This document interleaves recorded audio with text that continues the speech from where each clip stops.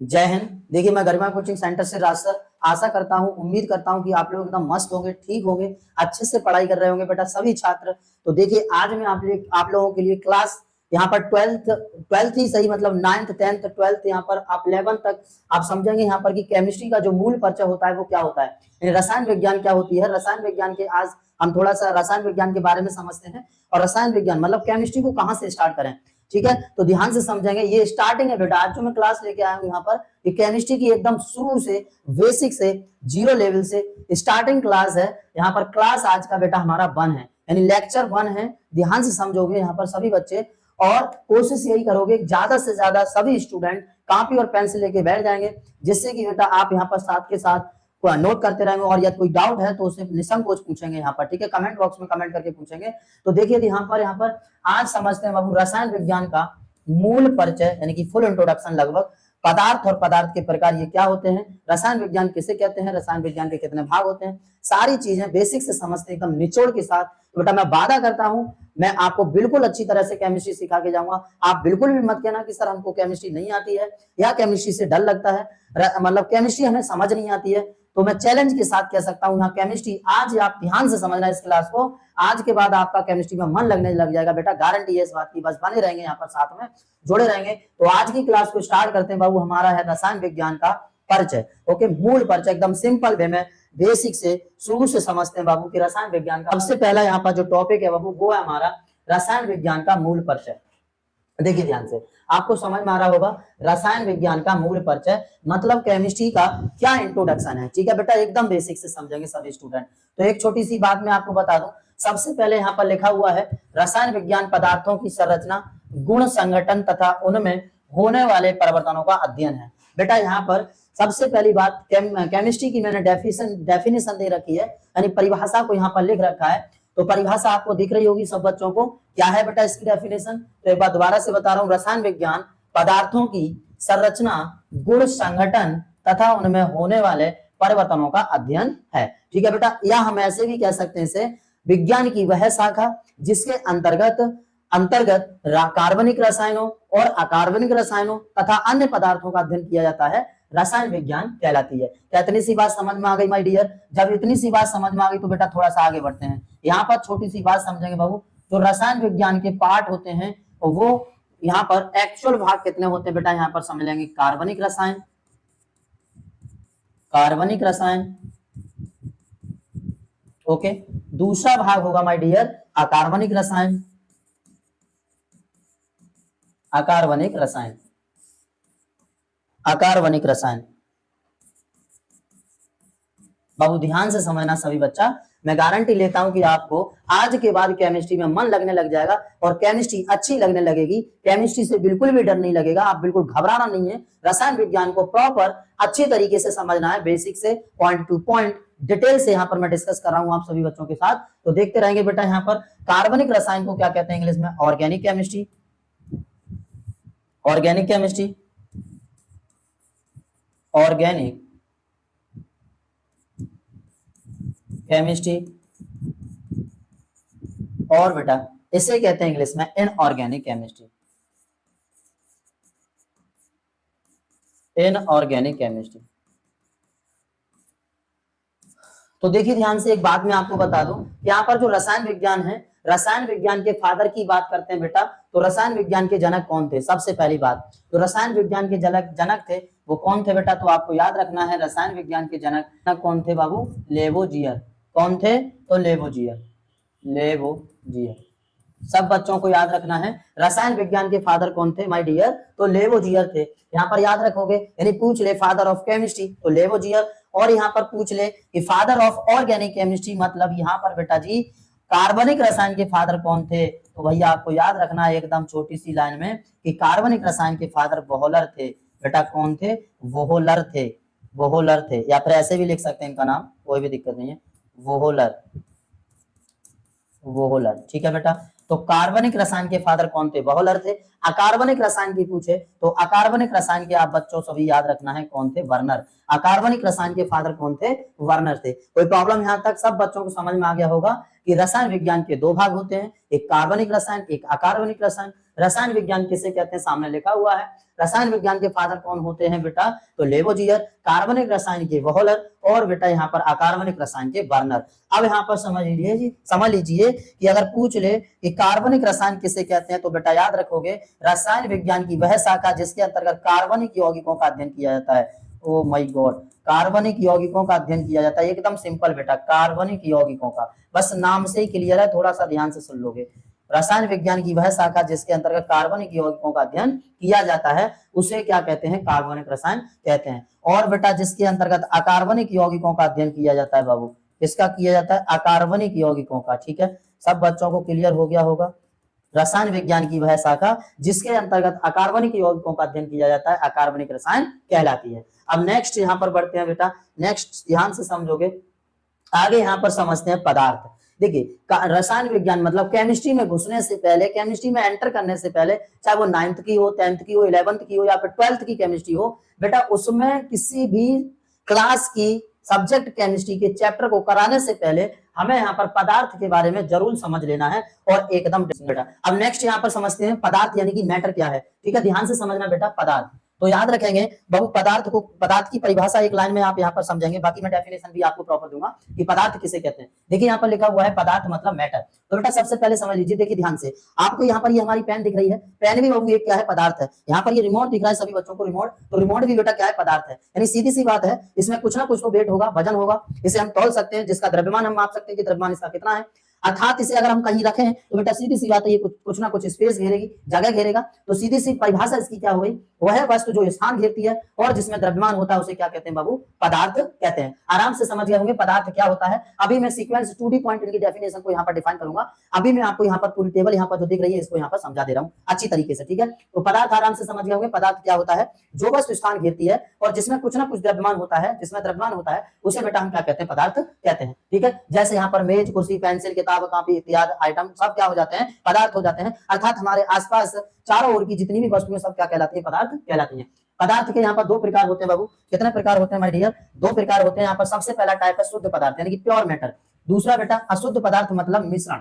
अशुद्ध पदार्थ या मिश्रण बात एक ही है, यहाँ पर समझ लेंगे ध्यान से। शुद्ध पदार्थ किसे कहते हैं, तो वे पदार्थ जो केवल एक प्रकार के कणों द्वारा मिलकर बने होते हैं उन्हें शुद्ध पदार्थ कहते हैं। वे पदार्थ जो केवल एक प्रकार के कणों द्वारा मिलकर बने होते हैं बेटा शुद्ध पदार्थ कहलाते हैं। जैसे सोना, चांदी, स्टील, कॉपर, ये सब कैसे पदार्थ हैं, तो शुद्ध पदार्थ हैं, मतलब ये एक प्रकार के कणों द्वारा मिलकर बने हैं। ठीक है, अशुद्ध पदार्थ मतलब मिश्रण, इसमें दो या दो से अधिक प्रकार के कण मिलाए जा रहे हैं तब उसे मिश्रण बनाया जा रहा है, तो यहाँ पर इसे कहते हैं बेटा अशुद्ध पदार्थ। कोई प्रॉब्लम, यानी कि वे पदार्थ जो दो या दो से अधिक पदार्थों द्वारा मिलकर बना हुआ है उसे क्या कहते हैं, मिश्रण कहते हैं। यहाँ पर बेटा शुद्ध पदार्थ के कितने भाग होते हैं, तो दो होते हैं, एक यौगिक और यहाँ पर एक तत्व और एक यौगिक। तो बेटा तत्व किसे कहेंगे, तत्व अभी मैं आपको यहाँ पर देखिए सीक्वेंस में से आगे नेक्स्ट स्लाइड में मैं आपको बताऊंगा एक एक करके सबकी परिभाषाएं। पहले आप यहाँ पर टेबल को समझ लेंगे अच्छी तरह से। तो बेटा यहाँ पर ये तत्व है, तत्व दिख रहा है, तत्व को इंग्लिश में एलिमेंट्स बोलते हैं। तत्व क्या होते हैं, वे पदार्थ जो केवल एक प्रकार के परमाणु द्वारा बने हो। वे पदार्थ जो केवल, देखिए यहाँ पर जैसे मैंने आपको बताया सोना, इसका एग्जांपल क्या हो जाएगा बेटा, सोना, चांदी, स्टील, मैं वहां पर भी लिखूंगा परिभाषा में। ठीक है, सोना, चांदी, स्टील, यहाँ पर किसी प्रकार का विलयन मिश्रण कहलाएगा, जैसे शरबत, चाशनी वगैरह वगैरह सॉल्यूशन। ठीक है बेटा यहाँ पर। और तत्व देखेंगे, तत्व जैसे H2, N2, O2, I2, ठीक है, C2, ये सब क्या है, तत्व है। आप इनमें बेटा देख रहे हैं तो एक प्रकार का परमाणु है, केवल कितने प्रकार का बाबू, एक प्रकार का परमाणु। यहाँ पर चेक कर लीजिए, आपको दिख रहा है एक प्रकार का परमाणु है, H है तो H होगा, N है तो N होगा, मतलब H2, N2, O2, C2, ये सब आपको एक प्रकार के परमाणु दिख रहे होंगे। यौगिक बेटा वे पदार्थ जो दो या दो से अधिक तत्वों से मिलकर बने होते हैं उन्हें यौगिक कहते हैं। आगे एग्जाम्पल में डिटेल से समझाऊंगा बेटा। यहाँ पर नेक्स्ट है समांगी मिश्रण। मिश्रण के दो प्रकार, समांगी मिश्रण और विषमांगी मिश्रण। समान मात्रा में प्राप्त विलयन समांगी मिश्रण कहलाता है और असमान मात्रा में प्राप्त विलयन विषमांगी मिश्रण कहलाता है। मतलब जब हम पानी में चीनी मिलाते हैं तो बेटा पूरी तरह से घुल जाती है, वो समांगी मिश्रण हो गया। और पानी में जब बालू मिलाते हैं तो बेटा नहीं घुलती है, दिखाई देती है बालू, तो वो कैसा मिश्रण हो गया, विषमांगी मिश्रण हो गया। ठीक है, नेक्स्ट यहाँ पर समझेंगे बाबू। नेक्स्ट हमारा यहाँ पर देखिए, नेक्स्ट हमारा है यहाँ पर तत्व। तत्व के कितने प्रकार होते हैं बाबू, तीन, एक धातु, अधातु और उपधातु। यहाँ पर समझेंगे अभी धातु किसे कहते हैं, सीक्वेंस से एकदम 2D पॉइंट। अधातु किसे कहते हैं ये भी समझेंगे, उपधातु किसे कहते हैं ये भी यहाँ पर समझेंगे। ठीक है, अभी फिलहाल आप टेबल को अच्छी तरह से देख लीजिए कि पदार्थ के कितने प्रकार होते हैं। अभी सिर्फ मैं आपको ये बताना चाह रहा हूँ कि पदार्थ के प्रकार कितने होते हैं। तो बेटा याद रखेंगे पदार्थ के दो प्रकार होते हैं, उन दोनों की अगर शुद्ध पदार्थ और मिश्रण। शुद्ध पदार्थ के भी दो प्रकार होते हैं यहाँ पर, तत्व और यौगिक। अब तत्व के तीन प्रकार, एक धातु, अधातु, उपधातु, और यौगिक के दो प्रकार, कार्बनिक यौगिक और बेटा अकार्बनिक यौगिक। यहाँ तक समझ गए। और मिश्रण, यहाँ पर जो मिश्रण है उसकी तो दो प्रकार है ही, यहाँ पर कौन कौन सा है, समांगी और विषमांगी। तो ये सब आप समझ गए होंगे। जल्दी से इसका एक स्क्रीनशॉट लीजिए, पर आगे बताते बेटा नेक्स्ट स्लाइड में। ठीक है, चलिए आगे यहाँ पर आप लोगों को सबको समझाते हैं। अब यहाँ पर आ जाता है बहु पदार्थ का वर्गीकरण। अभी अभी हमने क्लासिफिकेशन ऑफ मैटर को समझ लीजिए, मतलब मैटर के कितने प्रकार होते हैं और उन प्रकारों के कितने कितने प्रकार होते हैं। अब हम यहाँ पर समझते हैं बहु पदार्थ का वर्गीकरण। क्या समझते हैं? पदार्थ का वर्गीकरण, क्लासिफिकेशन ऑफ मैटर। तो देखिए अभी हमने समझा पदार्थ को मुख्यतः दो भागों, मुख्यतः शुद्ध पदार्थ एवं मिश्रण में वर्गीकृत किया गया है, मतलब दो भागों में बांटा गया है। बेटा कितने भागों में बांटा गया है? दो भागों में। तो यहाँ पर बात आती है कि सर शुद्ध पदार्थ किसे कहते हैं। अब मैं यहाँ पर एक एक करके बारी बारी से 2D पॉइंट डेफिनेशन बता रहा हूँ, नजर सामने होनी चाहिए सभी छात्रों की। बेटा यहाँ पर समझते रहेंगे और समझेंगे कि शुद्ध पदार्थ किसे कहते हैं। ठीक है बेटा, तो याद रखेंगे शुद्ध पदार्थ की डेफिनेशन क्या होती है माय डियर। तो देखेंगे वे पदार्थ जो केवल एक प्रकार के कणों द्वारा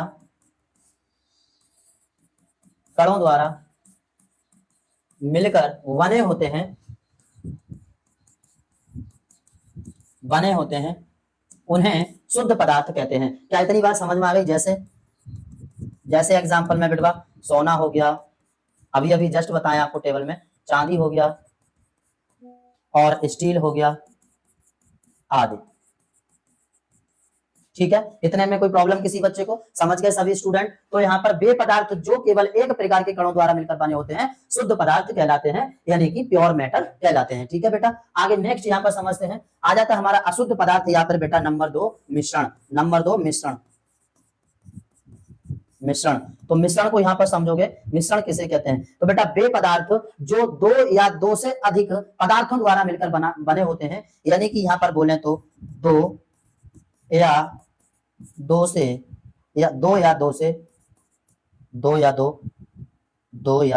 अधिक पदार्थों द्वारा बना विलयन मिश्रण कहलाता है।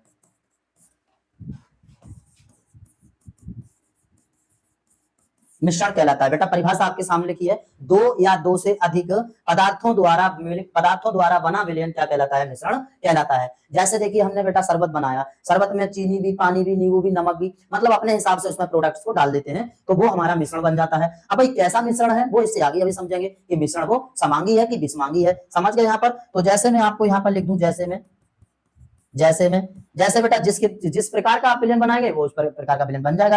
यहाँ पर समझेंगे, विलयन भी समझेंगे बेटा कि विलयन किसे कहते हैं। ठीक है, ध्यान से समझोगे। जैसे मैं एक छोटा सा एग्जांपल लिख दे रहा हूँ, शरबत और चाशनी, ये हमारा क्या है? विलयन है, सॉल्यूशन है। ठीक है बेटा, कोई दिक्कत यहाँ तक? अब नेक्स्ट बढ़ते हैं आगे। यहाँ पर हमने देख लिए शुद्ध पदार्थ का मिश्रण किसे कहते हैं, राइट। आगे नेक्स्ट बढ़ते हैं बेटा, यहाँ पर समझेंगे बहुत शुद्ध पदार्थ के अंतर्गत कौन कौन आता है।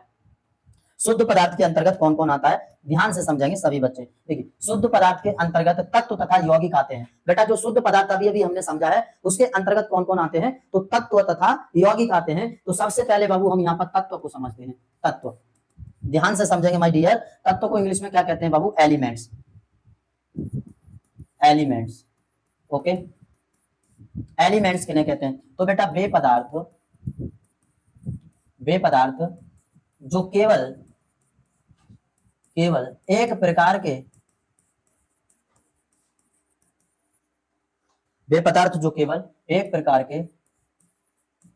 परमाणु द्वारा मिलकर बने होते हैं या परमाणु से बने होते हैं, ऐसे आप बता सकते हो। यहाँ पर वे पदार्थ जो केवल एक प्रकार के परमाणु से बने होते हैं उन्हें तत्व कहते हैं। ठीक है बेटा, जैसे मैं आपको बता दूं एकदम सिंपल भाषा में, जैसे हाइड्रोजन कुछ भी ले सकते हैं, carbon, nitrogen, oxygen, iodine, XYZ and so on तत्वों को आप यहाँ पर कर सकते हैं ETC। ठीक है, ETC मतलब आदि। कोई समस्या बाबू यहाँ तक? तो आराम से एलिमेंट्स भी समझ गए होंगे कि तत्व किसे कहते हैं। वे पदार्थ जो केवल एक प्रकार के परमाणु से मिलकर बने होते हैं उन्हें तत्व कहते हैं। यहाँ पर देखेंगे कि जो परमाणु होगा बेटा ना, जो तत्व है यहाँ पर, उसमें केवल एक प्रकार का परमाणु होगा। आप चेक करिए, यहाँ पर कार्बन है तो कार्बन, नाइट्रोजन है नाइट्रोजन, ऑक्सीजन है ऑक्सीजन, आयोडीन है आयोडीन। कोई दिक्कत यहाँ तक? तो ये सिर्फ एक प्रकार के क्या है? परमाणु है। अब उसके बाद हम यहाँ पर समझते हैं तत्व के प्रकार। तो सबसे पहला आ जाता है माय डियर धातु। धातु मतलब मेटल। धातु को ध्यान से समझेंगे कि धातु किसे कहते हैं, धातु क्या है, ठीक है। तो एकदम आराम से सिंपल वे में बेटा धातु क्या होते हैं, वे तत्व जो इलेक्ट्रॉन दान करके, एकदम बहुत प्यारी सी परिभाषा है बेटा, ध्यान से समझना। वे तत्व जो इलेक्ट्रॉन दान करके धनायन बनाते हैं, धनायन बनाते हैं, क्या कहलाते हैं बाबू, वे तत्व जो इलेक्ट्रॉन दान करके धनायन बनाते हैं, धातु कहलाते हैं, धातु कहलाते हैं। ठीक है, यहां तक कोई दिक्कत बेटा। तो वे तत्व जो इलेक्ट्रॉन दान करेंगे और फिर बेटा धातु बना लेंगे। जैसे मैं आपसे कहूं कि इलेक्ट्रॉन कैसे दान करते हैं, तो भाई एकदम सिंपल तरीके से समझेंगे बाबू। जैसे मैं आपसे बोलूं, जैसे सोडियम हमारे पास कोई तत्व है, इसने इलेक्ट्रॉन दान कर दिया और बेटा यहाँ पर धनायन बना लिया, तो ये जो तत्व होगा ना, ये जो तत्व होगा बेटा क्या कहलाएगा, धातु कहलाएगा। क्या बात समझ में आ गई सब बच्चों को, एकदम समझ में आ गई बेटा। ये तत्व जो होगा वो क्या कहलाएगा, धातु कहलाएगा। और भी अब यहाँ पर एग्जांपल आप दे सकते हैं, मैंने मतलब सोडियम हो गया, कुछ भी कह सकते हैं, potassium, copper, cobalt, nickel, zinc, सोना, चांदी, ये सब क्या है माय डियर, धातु हैं, ठीक है, ETC, ये सब धातु हैं। इतनी बात क्लियर। अब नेक्स्ट समझते हैं बेटा यहाँ पर हम अधातु को। तो दूसरा पॉइंट है हमारा अधातु। अधातु मतलब नॉन मेटल। तो अधातु किसे कहेंगे सर, वे तत्व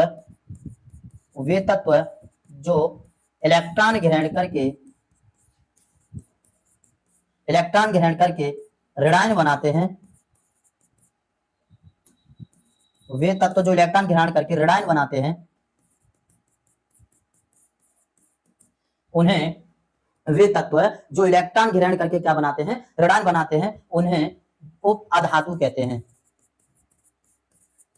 या अधातु कहलाते हैं। कोई दिक्कत बेटा। जैसे मैं आपसे बात करूं, जैसे तो समझेंगे। जैसे बेटा जो अधातु होते हैं ये इलेक्ट्रॉन कैसे ग्रहण करते हैं, तो छोटी सी बात समझो। जैसे मैं आपसे कहूं मेरे पास Cl है, इसने एक इलेक्ट्रॉन ग्रहण कर लिया और यहाँ पर ऋणायन बना लिया। किससे ग्रहण किया, तो Cl से ग्रहण कर लिया, इससे ग्रहण कर लिया बेटा। तो Cl-1 प्लस एक इलेक्ट्रॉन ग्रहण किया, इधर बच गया Cl। तो ये जो Cl तत्व होगा वो क्या होगा, मतलब यहाँ पर जो क्लोरीन आप देख रहे हैं बाबू, क्लोरीन क्या है, एक अधातु है, एक अधातु है। सब बच्चों को समझ में आ गया क्या, सब बच्चों को समझ में आ गया बेटा। तो अधातु यहाँ पर क्लोरीन, ब्रोमीन, आयोडीन, फ्लोरीन, ये सब क्या है, अधातु कहलाते हैं। कोई दिक्कत बेटा यहाँ से, ETC आराम से आप समझ गए धातु किसे कहते हैं। अब बात करते हैं सर उपधातु क्या होते हैं। उपधातु को ध्यान से समझ लेते हैं। तीसरा पॉइंट उपधातु यानी अनमेटल। तो बेटा उपधातु किन्हें कहेंगे सर, वे तत्व जो धातु और अधातु दोनों के गुण प्रदर्शित करते हैं,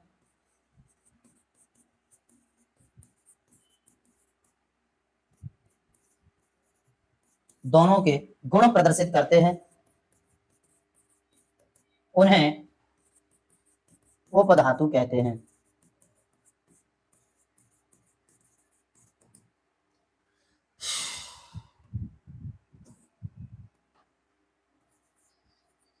उन्हें उपधातु कहते हैं।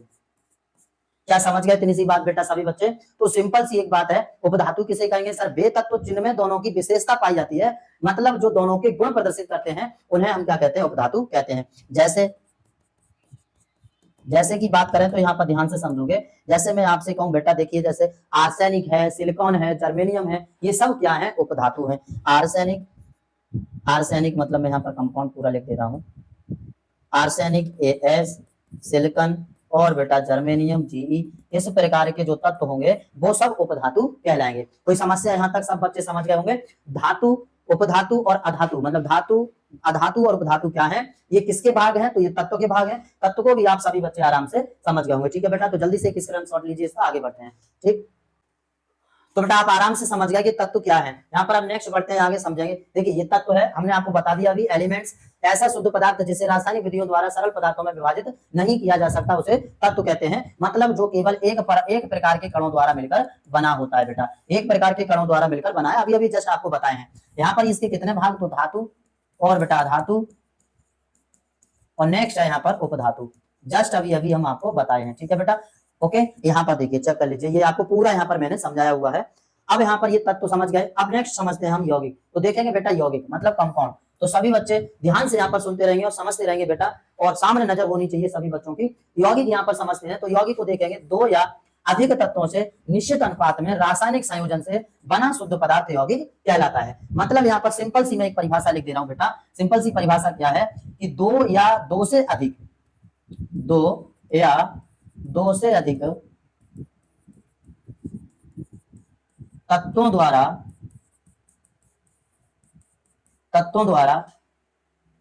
दो या दो से अधिक तत्वों द्वारा बने पदार्थ को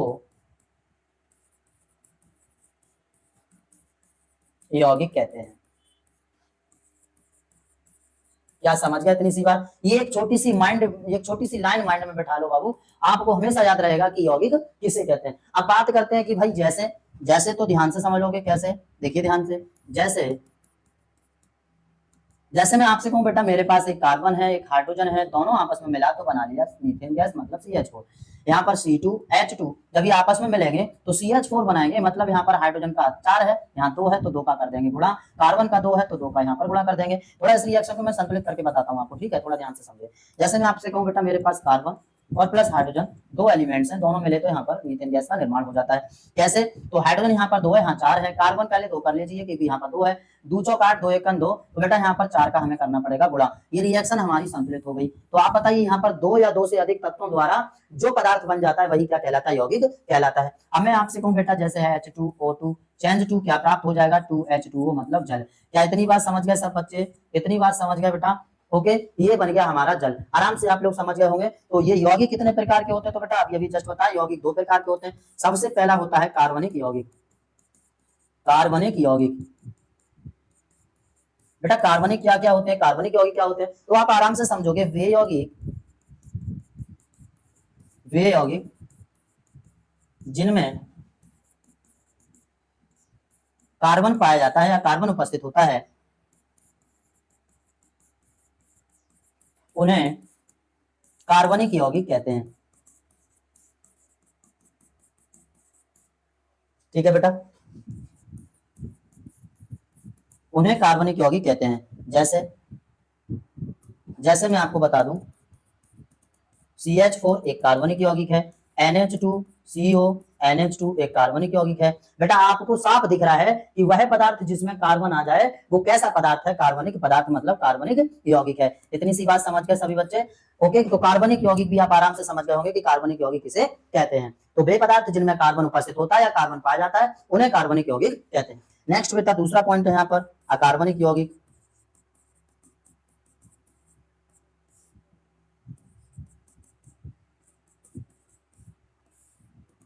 अकार्बनिक यौगिक क्या होते हैं? तो अकार्बनिक यौगिक वे पदार्थ या वे यौगिक जिनमें कार्बन नहीं पाया जाता है। कार्बन मतलब यहाँ पर मैं शॉर्ट में लिख दिया हूं बेटा कार्बन। वे पदार्थ जिनमें कार्बन नहीं पाया जाता है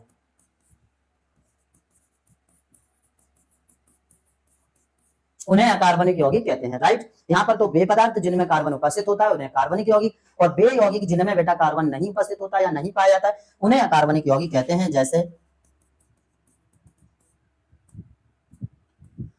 जैसे यहाँ पर मैं आपको बता दूं बेटा H2SO4, आप बताइए इसमें कार्बन पाया जा रहा है क्या? नहीं, तो ये एक अकार्बनिक यौगिक है। जैसे यहाँ पर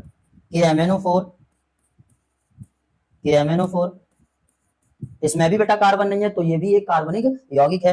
NH3 इसमें भी कार्बन नहीं है तो ये भी एक अकार्बनिक यौगिक है। तो सीधा सा पॉइंट, जिनमें कार्बन उपस्थित होता है वे कार्बनिक यौगिक, और जिनमें कार्बन उपस्थित नहीं होता है या नहीं पाया जाता है उन्हें अकार्बनिक यौगिक कहते हैं। जैसे आपके सामने ये सब लिखा हुआ है। कोई दिक्कत यहाँ तक? आप आराम से समझ गए होंगे यौगिक के प्रकार। कोई दिक्कत नहीं होगी यहाँ पर किसी बच्चे को, बस बने रहेंगे यहाँ पर। तो बेटा नेक्स्ट है हमारा, यहाँ पर देखेंगे नेक्स्ट है अब मिश्रण। मिश्रण को समझते हैं बाबू कि मिश्रण किसे कहते हैं। मैंने आपको टेबल बताई थी, टेबल में बता दिया कि पॉइंट टू पॉइंट हम इनको डिटेल डिस्कस करेंगे क्रम से, एकदम सीक्वेंस से। ठीक है बेटा, वहां तो मैंने आपको चार्ट बताया था पूरा।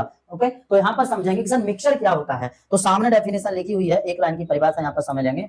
दो या अधिक पदार्थों का भौतिक मिश्रण जिसमें अवयव अपने गुण बनाए रखते हैं। बेटा वह मिश्रण जिसमें जो अवयव होते हैं ना वो अपना एक गुण बनाए रखते हैं, गुण को मिटाते नहीं है। यहाँ पर मैंने भी आपको बताया था, दो या दो से अधिक पदार्थ जब आपस में मिलाते हैं, उन्हें घोलते हैं, तो जो विलयन बन जाता है बाबू वही क्या कहलाता है? मिश्रण कहलाता है। जैसे मैं आपसे कहूं, मैं कहूं बेटा मेरे पास एक कोई ये पात्र है, ये कोई पात्र है, ध्यान से सुनना, यहाँ पर नजर सामने होनी चाहिए बेटवा। मैं कहूं मेरे पास बाबू ये कि ये कोई पात्र है, आपने कहा ठीक है सर। मैंने कहा बेटा अगर मैं इसमें मैंने पानी ले लिया, जल ले लिया, और मैंने बेटा फिर जल के बाद इसमें डाल दी चीनी, चीनी डाल दी,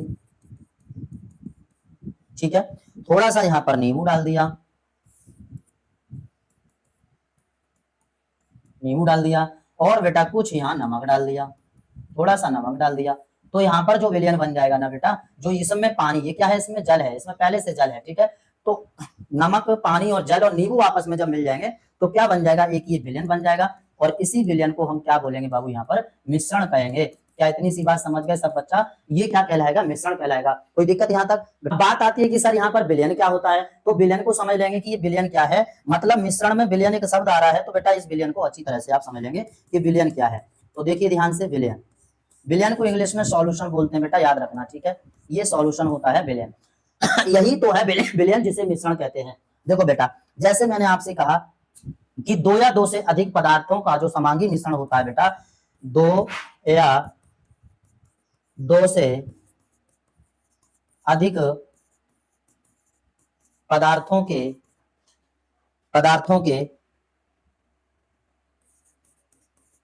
समांगी मिश्रण को, समांगी मिश्रण को विलयन कहते हैं। बेटा ध्यान से समझना, बिल्कुल डीपली डिस्कस कर रहा हूं एकदम डिटेल के साथ, बस बने रहना यहाँ पर, क्योंकि अगर यहाँ पे कोई शब्द आता है बेटा, जैसे मिश्रण पढ़ रहे थे और मिश्रण पढ़ते पढ़ते यहाँ पर विलयन एक शब्द आ गया, तो विलयन के बारे में भी हमें नॉलेज होनी चाहिए, आखिर विलयन है क्या, विलयन किसे कहते हैं। तो यहाँ पर समझ गए होंगे सभी बच्चे कि विलयन मतलब सॉल्यूशन, दो या दो से अधिक पदार्थों का जो समांगी मिश्रण होता है वो क्या कहलाता है, विलयन कहलाता है। जैसे मैं आपको बता दूं यहाँ पर क्या हो जाएगा बेटा, जैसे जैसे शरबत, चाशनी, ये क्या है, यहाँ पर विलयन है। सब बच्चों को समझ में आ गया बेटा, तो विलयन किसे कहते हैं और मिश्रण किसे कहते हैं। अब नेक्स्ट पॉइंट यहाँ पर बढ़ते हैं समांगी मिश्रण पर। बेटा समांगी मिश्रण पर बढ़ते हैं, ध्यान से समझना। समांगी मिश्रण, समांगी मिश्रण क्या होता है सर, जिस मिश्रण की संरचना हर भाग में समान होती है उसे समांगी मिश्रण कहते हैं। मतलब बेटा यहाँ पर क्या हुआ कि जब हम एक पात्र में पानी लेते हैं और उसमें चीनी घोलते हैं, तो चीनी और पानी पूरी अच्छी तरह से घुल जाते हैं और उसमें फिर हमें चीनी दिखाई नहीं देती है। इसका मतलब क्या है कि वो जो विलयन हमें प्राप्त हुआ है वो हमारा समांगी विलयन है, मतलब समांगी मिश्रण है। और समांगी मिश्रण क्योंकि उसमें दोनों चीज, वो चीनी जो डाली थी वो एकदम समान मात्रा में घुल चुकी है, हमें दिखाई नहीं दे रही है, तो यह मिश्रण समांगी मिश्रण कहलाएगा। परिभाषा आपके सामने एक लाइन में लिखी है, वह मिश्रण जिसकी संरचना हर भाग में समान होती है उसे क्या कहते हैं, समांगी मिश्रण कहते हैं। ठीक है बेटा, इतनी बात क्लियर है आपको यहाँ पर। जैसे मैं आपको बताऊं समांगी मिश्रण में, जैसे मैंने बेटा एक पात्र लिया और एक पात्र में मैंने अभी अभी जस्ट बताया है कि पानी को भरा, एक पात्र में पानी को लिया, जल मतलब जल लिया, जल का फॉर्मूला आप सभी जानते हैं क्या हो जाता है बेटा, H2O। और दूसरी ओर से मैंने इधर चीनी ले ली, चीनी को डाल लिया। सिंपल एग्जांपल है ना, चीनी और ये, तो आराम से आप इससे समझ जाओगे, सही है बेटा। और ज्यादा करते हैं तो भाई नींबू भी इसमें डाल सकते हैं, आराम से नींबू डाल सकते हैं, कोई भी दिक्कत नहीं है, नींबू भी डाल लीजिए। एक तरफ से नींबू डाल लिया, और भी ज्यादा कर सकते हैं तो भाई नमक भी डाल सकते हैं, नमक भी डाल लिया। तो ये बन गया एक मिश्रण। इसमें जब इसे हमने ये सारी चीज डाला और फिर मिलाया अच्छी तरह से, तो एक मिश्रण बना, इसमें ये मिश्रण बना, मिश्रण। और यह कौन सा मिश्रण है बेटा, तो याद रखेंगे समांगी मिश्रण है, क्योंकि इसमें ये जल, चीनी और यहाँ पर नींबू, नमक वगैरह इसमें डालेंगे तो ये अच्छी तरह से घुल जाएगा, जिसमें इसके जो गुण हैं बेटा जी, जो इसके यहाँ पर हर भाग में संरचना इसकी कैसी हो जाएगी, समान हो जाएगी। मतलब यहाँ पर हमें चीनी या यहाँ पर नमक वगैरह दिखाई नहीं देगा, समान मात्रा में घुल जाएगा, तो वो समांगी मिश्रण कहलाएगा। यहाँ तक कोई दिक्कत बेटा, आप समझ गए होंगे। तो ये सब चीज जब मिला देते हैं तो क्या बन जाता है, यहाँ पर शरबत बन जाता है। क्या बन जाता है बेटा, शरबत। और इसी प्रकार हम और भी विलयन को बना सकते हैं, कोई दिक्कत यहाँ तक आराम से समझ गए होंगे। अब नेक्स्ट समझते हैं यहाँ पर विषमांगी मिश्रण। विषमांगी मिश्रण, तो समझोगे बाबू विषमांगी मिश्रण किसे कहते हैं। विषमांगी मिश्रण देखिए, जिस मिश्रण की संरचना हर भाग में समान नहीं होती है उसे विषमांगी मिश्रण कहते हैं। मतलब जब हमने किसी भी पदार्थ में कोई पदार्थ मिलाया और वो पूरी तरह से घुला नहीं है, घुला नहीं है तो बेटा वो क्या कहलाएगा, विषमांगी मिश्रण कहलाएगा। जैसे देखिए मैं आपसे कहूं मेरे पास एक पात्र है बेटा, एक पात्र है और इसमें भरा हुआ है जल, इसमें जल भरा हुआ है, ठीक है, और जल में ही मैंने डाल दिया, यहाँ पर जल में डाल दी बेटा बालू या रेत, बालू या रेत। तो आप बताइए क्या इसमें ये घुल जाएगा पूरी तरह से, तो बिल्कुल भी नहीं घुलेगा। और जो ये मिश्रण प्राप्त होगा यहाँ पर ना, तो मिश्रण प्राप्त होगा, ये क्या बेटा, जल है हमारा, ठीक है। इसलिए जो मिश्रण प्राप्त होगा वो कैसा प्राप्त हो जाएगा, विषमांगी मिश्रण प्राप्त हो जाएगा।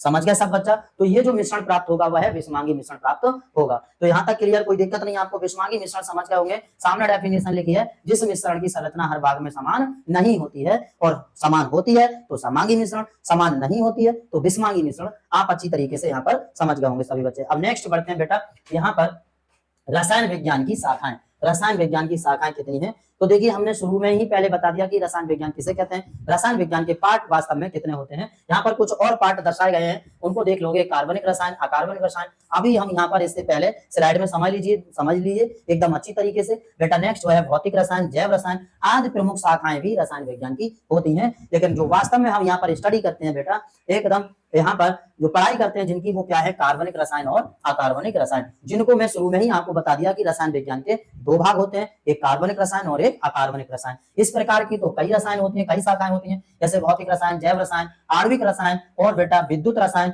ये तो बहुत शाखाएं होती हैं, आदि प्रमुख शाखाएं होती हैं। उनके मतलब वो डिपेंड करता है कि उनका काम क्या है, उनके काम पर डिपेंड करता है, ठीक है। यहाँ तक समझ गए, कोई दिक्कत बेटा? तो आप लोग आराम से समझ गए होंगे कि यहाँ पर पदार्थ क्या होता है और केमिस्ट्री से संबंधित छोटा सा इंट्रोडक्शन, और पदार्थ से संबंधित पदार्थ के प्रकार, पदार्थ क्या होता है, सारी चीजों को आप एकदम डिटेल के साथ समझे। और मैं यकीन से कह सकता हूं कि आप लोगों को बहुत अच्छी तरीके से समझ में आ गया होगा। अब बेटा नेक्स्ट वीडियो में हम पदार्थ की अवस्थाएं और उनके बारे में डिटेल से लेके आएंगे। फिर हम आपका केमिस्ट्री का चैप्टर स्टार्ट करेंगे। 10th की केमिस्ट्री अलग और 12th की केमिस्ट्री अलग, 11th की केमिस्ट्री अलग, अलग अलग केमिस्ट्री के चैप्टर की ओर बढ़ेंगे। और आप एक छोटा सा काम कर देंगे बाबू, वीडियो को लाइक कर दीजिए प्लीज, चैनल को सब्सक्राइब कर लीजिए और अपने दोस्तों को वीडियो भेज दीजिए, जिससे ये वीडियो आगे तक जाए और आपके साथ साथ आपके दोस्त भी अच्छी तरीके से पढ़ाई कर पाए। जय हिंद।